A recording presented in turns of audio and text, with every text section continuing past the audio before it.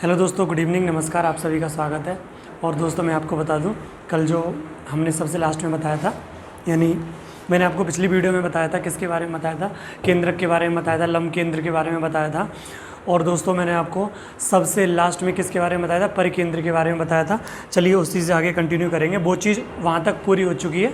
उससे आगे आप हेडिंग डालेंगे त्रिभुज के प्रकार। क्या डालेंगे हेडिंग? मैंने आपको त्रिभुज का बेसिक बताया, उसके बाद ये 2-3 छोटी छोटी चीज़ें थी वो बताई। अब दोस्तों आपको आगे क्या डालनी है हेडिंग? त्रिभुज के प्रकार।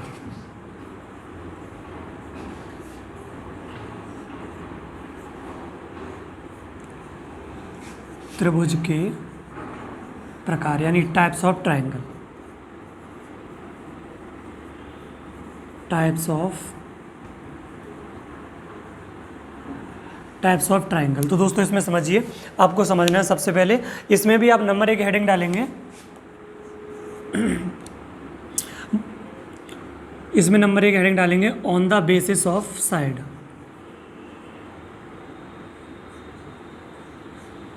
On the basis of side यानी भुजाओं के आधार पर। किसके आधार पर? भुजाओं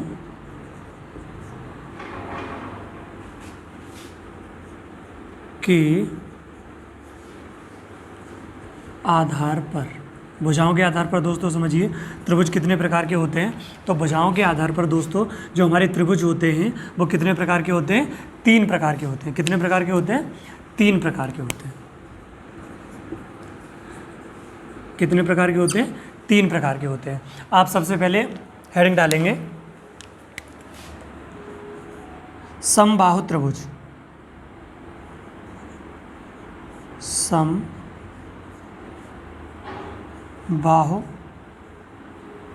त्रिभुज, और इसे इंग्लिश में बोलते हैं इक्विलेटरल ट्रायंगल। क्या बोलते हैं?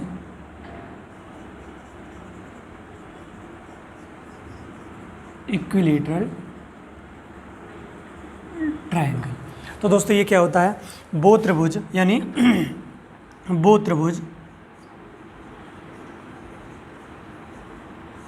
जिसकी सभी भुजाएं समान हो। क्या हो? सभी भुजाएं क्या हो? समान हो। ऑल साइड्स आर इक्वल, यानी वो त्रिभुज जिसकी सभी भुजाएं क्या हो? समान हो, यानी ऑल साइड्स आर इक्वल। जैसे मैंने ये ट्रायंगल बनाया दोस्तों, ये मैंने ट्रायंगल बनाया, तो इसकी ये 3 साइडें हैं। ये इसकी क्या है? 3 साइडें हैं। और अगर ये तीनों साइडें क्या हो? बराबर हो, यानी जितनी ये है, ठीक है, ये और ये, अगर इसकी तीनों साइडें बराबर हैं तो दोस्तों ये कैसा हो जाएगा? समबाहु त्रिभुज यानी इक्विलेटरल ट्रायंगल। इसके बाद दोस्तों आप नंबर 2 हेडिंग डालेंगे। इसके बाद नंबर 2 हेडिंग डालेंगे समद्विबाहु त्रिभुज।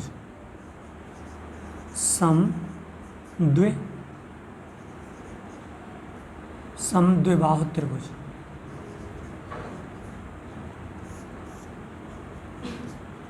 समद्विबाहु त्रिभुज।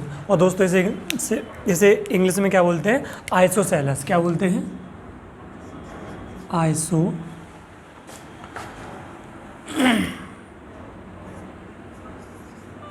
Isosceles triangle. ठीक है, ये क्या होता है? तो दोस्तों इसमें लिखेंगे वो त्रिभुज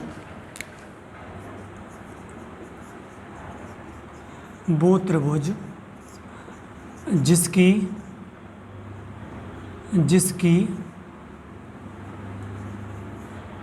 कोई सी 2 भुजाएं समान हो। जिसकी कोई 2 भुजाएं समान हो। जिसकी कोई 2 भुजाएं क्या हो? समान हो। जिसकी कोई 2 भुजाएं क्या हो? समान हो। दोस्तों क्या कहलाएगा? समद्विबाहु त्रिभुज। इसे ऐसे बना लो, ये जैसे मेरा त्रिभुज है, इसमें ये मेरा त्रिभुज है। तो दोस्तों एक मिनट, ये आपको दिखाई नहीं दे रहा होगा, आपको यहाँ तक दिखाई दे रहा है? चलो एक बार मैं फिर से लिख दे रहा हूँ। आपने हेडिंग तो डाल ली होगी ना, तो मैं ये नंबर 1 को मिटा दे रहा हूँ। ठीक है, मैं ये नंबर 1 को मिटा दे रहा हूँ। ये आपने सारी हेडिंग डाल ली होगी, थोड़ा और ऊपर लिख दे रहा हूँ।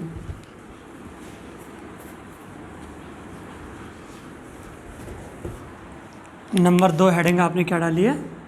समद्विबाहु त्रिभुज। समद्विबाहु त्रिभुज। समद्विबाहु त्रिभुज दोस्तों मैंने आपको बता दिया क्या होता है कि वो त्रिभुज जिसकी कोई दो भुजाएं क्या हो, समान हो। कोई दो भुजाएं क्या हो दोस्तों, समान हो। जैसे ये ट्रायंगल है मेरा, ये मेरा ट्रायंगल है, इसकी मान लो ये वाली साइड, जैसे इसे नाम दे दिया ए बी सी। जैसे इस त्रिभुज की ए बी बराबर किसके है, ए सी के। ए बी किसके बराबर है, ए सी के। तो दोस्तों ये मेरा त्रिभुज कैसा हो जाएगा, समद्विबाहु त्रिभुज हो जाएगा।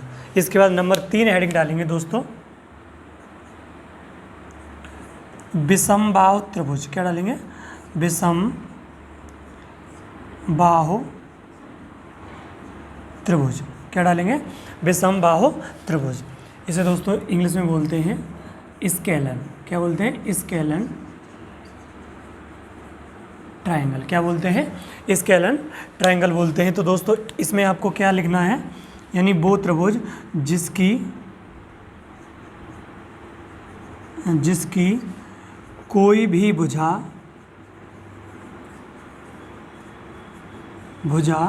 समान न हो।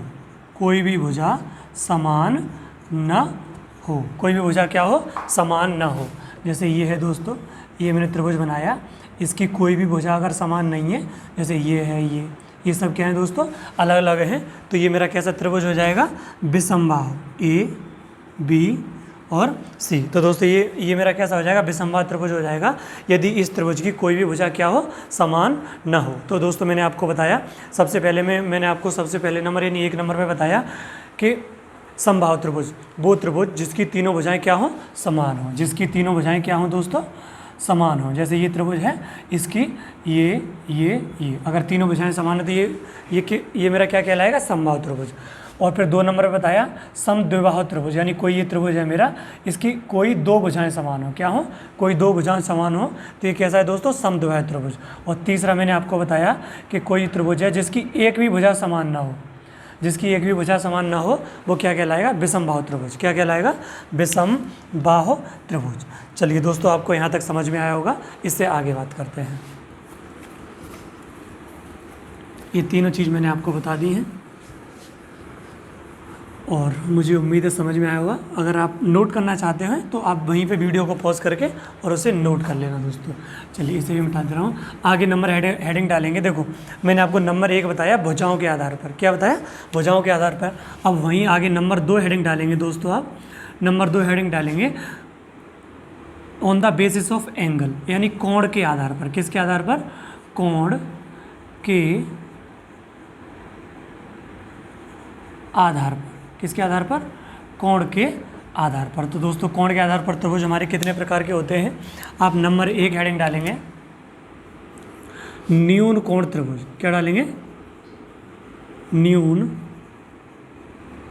कोण त्रिभुज।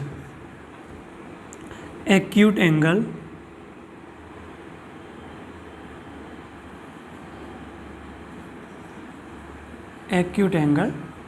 ट्रायंगल। Acute angle triangle. तो दोस्तों न्यून कोण त्रिभुज क्या होता है, एक्यूट एंगल ट्रायंगल क्या होता है, वो त्रिभुज, वह त्रिभुज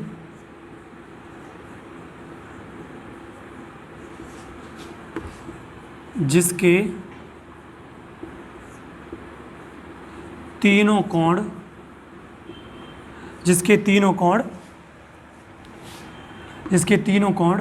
90 डिग्री से, यानी 90 डिग्री से छोटे हों। क्या हो, 90 डिग्री से छोटे हों। दोस्तों क्या कहलाएगा, मेरा न्यून कोण त्रिभुज कहलाएगा। जैसे आप देखिए ये मेरा त्रिभुज है और इसके तीनों कोण क्या हों, 90 डिग्री से छोटे हों। जैसे मैंने मान लिया ये मेरा 40 का है और ये मेरा 40 का है, ये मेरा 70 का है, और तो फिर ये वाला कितने का बचा दोस्तों, ये भी कितने का बचेगा, 70 का ही बचेगा। अलग अलग ले लो, इसे मैं 80 का ले रहा हूँ और इसे मैं किसका ले रहा हूँ, 60 का ले रहा हूँ। तो दोस्तों आप जानते हैं कि त्रिभुज के तीनों कोणों का योग कितना होता है, 180। देखो 180 हो रहा है, लेकिन तीनों कोणों का मान क्या है, तीनों कोणों का मान अलग अलग देखोगे तो 90 डिग्री से क्या है, कम है। देखो ये भी 90 से छोटा है, ये भी 90 से छोटा है, ये भी 90 से छोटा है। तो दोस्तों ये क्या हो जाएगा, मेरा क्या हो जाएगा, एक्यूट एंगल ट्रायंगल, यानी न्यून कोण त्रिभुज। चलिए, आपको यहाँ तक समझ में आया। उसके बाद नंबर 2 हेडिंग डालेंगे दोस्तों आप, राइट एंगल ट्राइंगल। क्या डालेंगे? समकोण त्रिभुज। समकोण त्रिभुज। समकोण त्रिभुज दोस्तों क्या होता है? वह त्रिभुज, राइट एंगल ट्राइंगल, इसे लिख लेना, right angle triangle. Right angle triangle, इसमें लिखेंगे वह त्रिभुज, वह त्रिभुज जिसका एक एंगल यानी एक कोण, जिसका एक एंगल 90 डिग्री हो। क्या हो? एक एंगल 90 डिग्री का हो। क्या कहलाएगा? समकोण त्रिभुज कहलाएगा। क्या कहलाएगा? समकोण त्रिभुज कहलाएगा। जैसे आप समझिए, ये मैंने दोस्तों ट्रायंगल बनाया, ये तो मेरा ये वाला एंगल कितने डिग्री का होना चाहिए? 90 डिग्री का। कितने का होना चाहिए? 90 डिग्री का। अगर मेरा ये वाला एंगल 90 डिग्री का है, एक एंगल कोई सा भी हो, कोई सा एक एंगल, तीनों में से कोई सा एंगल, एक एंगल यदि 90 डिग्री का है तो दोस्तों वो क्या कहलाएगा? समकोण त्रिभुज कहलाएगा। आगे नंबर हेडिंग डालेंगे, नंबर 3 हेडिंग डालेंगे दोस्तों, नंबर 3 हेडिंग डालेंगे। देखना यहाँ तक दिखाई दे रहा है? यहाँ तक? चलिए, नंबर 3 हेडिंग डालेंगे, अधिक कोण त्रिभुज। अधिक कोण त्रिभुज। क्या डालेंगे? अधिक कोण त्रिभुज। इसे बोलेंगे obtuse angle, obtuse angle triangle. क्या बोलेंगे दोस्तों? Obtuse angle triangle. तो ये क्या होता है? वो है त्रिभुज जिसका एक कोण, वह है त्रिभुज जिसका एक कोण 90 डिग्री से बड़ा हो। क्या हो? एक कोण 90 डिग्री से बड़ा हो, अधिक कोण त्रिभुज कहलाएगा। क्या कहलाएगा? अधिक कोण त्रिभुज कहलाएगा। जैसे आप समझिए, ये मैंने जैसे दोस्तों ये मैं ट्रायंगल बनाया, यहाँ तक दिखाई दे रहा है? ये नहीं दिखाई दे रहा? अच्छा चलो, मैं इसे मिटा के ऊपर लिख दे रहा हूँ दोस्तों, मैं इसको मिटा रहा हूँ।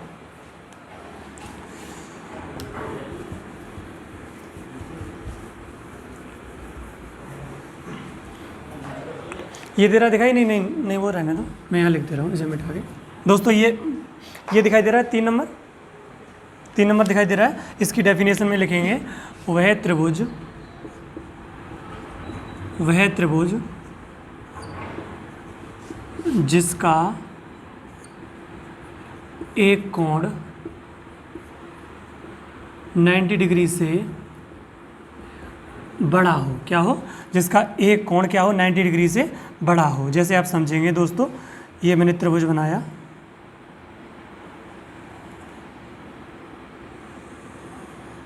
ये मैंने त्रिभुज बनाया, तो ये वाला एंगल क्या होगा? 90 डिग्री से बड़ा होगा। क्या होगा? 90 डिग्री से बड़ा होगा। तो दोस्तों ये मेरा कैसा त्रिभुज कहलाएगा? यानी अधिक कोण त्रिभुज, यानी ऑब्ट्यूज एंगल ट्रायंगल। क्योंकि इसका एक एंगल, देखो आप जानते हैं कि अगर ये लाइन परपेंडिकुलर होती है तो एंगल कितने डिग्री का बनता है? 90 डिग्री का। ये 90 डिग्री से बड़ा है क्योंकि ये परपेंडिकुलर से थोड़ा इधर को आ रहा है, तो यानी ये बड़ा है एंगल 90 डिग्री से। ठीक है, तो आपको समझ में आया होगा। मैंने आपको दोनों बता दिया, पहला बताया यानी त्रिभुज के प्रकार बताए, उसमें नंबर 1 बताया किसके?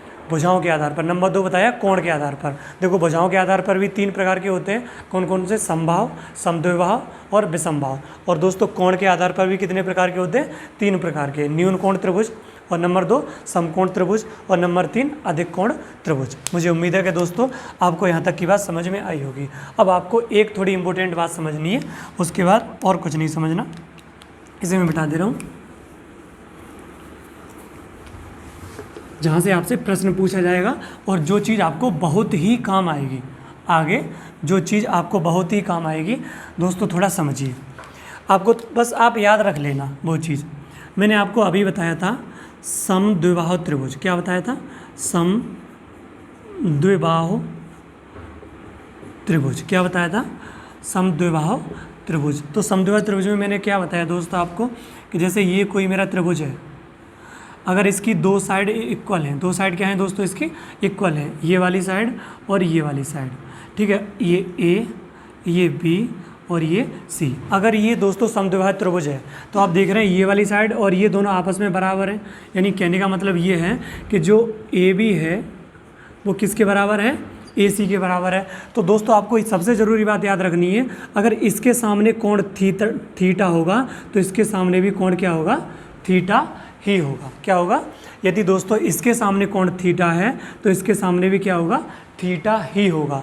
तो आपसे एग्जाम में प्रश्न कैसे पूछा जाएगा, आपसे दे देगा कि कोई समद्विबाहुक त्रिभुज है, कोई समद्विबाहुक त्रिभुज है ए बी सी, इसमें जिसमें आपको एक कोण दे दिया होगा, आपको एक कोण दे देगा, या फिर आपसे ऐसे पूछेगा कि जैसे ये वाली भुजा दे दी आपको, मान लो 7 सेंटीमीटर की, कितने की, 7 सेंटीमीटर की, ये वाली भुजा आपको 7 सेंटीमीटर की दे दी और आपसे कह दिया कि ये वाला कोण कितने डिग्री का है, ये वाला कोण है मान लो 60 डिग्री का, कितने का है, 60 डिग्री का। तो फिर इस वाले कोण का मान बताओ। तो दोस्तों आप तुरंत बता देंगे कि यदि इसकी दो भुजाएं समान हैं, यदि इसकी दो भुजाएं समान हैं तो यदि इसके सामने 60 डिग्री है तो फिर इसके सामने भी कितना होगा, 60 डिग्री ही होगा। क्या होगा, 60 डिग्री ही होगा। आपको ये चीज़ याद रखनी, ये चीज़ कभी मत भूलना कि जो मेरा समद्विबाहुक त्रिभुज होता है उसमें और यदि आपको ऐसे दिया हो कि जैसे मेरा कोई त्रिभुज है उसमें आपको ये वाला एंगल दिया है थीटा और आपको ये वाला भी एंगल थीटा दिया है, तो आप तुरंत बता देंगे कि अगर दोनों एंगल का मान समान है तो इसके सामने वाली भुजा ये और इसके सामने वाली भुजा ये दोनों आपस में क्या होंगी, बराबर होंगी। क्या होंगी, आपस में बराबर होंगी। तो ये चीज़ आपको विशेष कर ध्यान रखनी है। और ऐसा क्यों होता है तो मैं आपको वो भी बता दूंगा कि ऐसा क्यों होता है। ये आप जानते होंगे यदि आपने 10th या 9th क्लास में समरूपता वगैरह पढ़ी होगी तो वहाँ से आता है ये। तो दोस्तों आज के लिए इतना ही रखेंगे और आगे मुलाकात होगी कल। आपको ये मैंने आपको बताया त्रिभुज के बारे में, और सबसे अंत में क्या बताया था कि ये अगर मेरा समद्विबाहुक त्रिभुज है तो इसमें यदि दो कोण समान हैं तो उनके सामने की भुजाएं भी क्या होंगी, समान। यदि भुजाएं समान हैं तो उनके सामने वाले कोण भी क्या होंगे, समान। ये जैसे ये वाला थीटा है, ये वाला थीटा है, तो ये वाला कितना हो जाएगा, 180 माइनस 2 थीटा, कितना हो जाएगा, क्योंकि जानते हैं आप त्रिभुज के तीनों कोणों का मान कितना होता है, 180। तो 180 में से दोनों थीटा जोड़ के घटा देंगे तो ये वाला कोण कितना हो जाएगा, 180 माइनस 2 थीटा। चलिए आज के लिए इतना ही काफ़ी, धन्यवाद।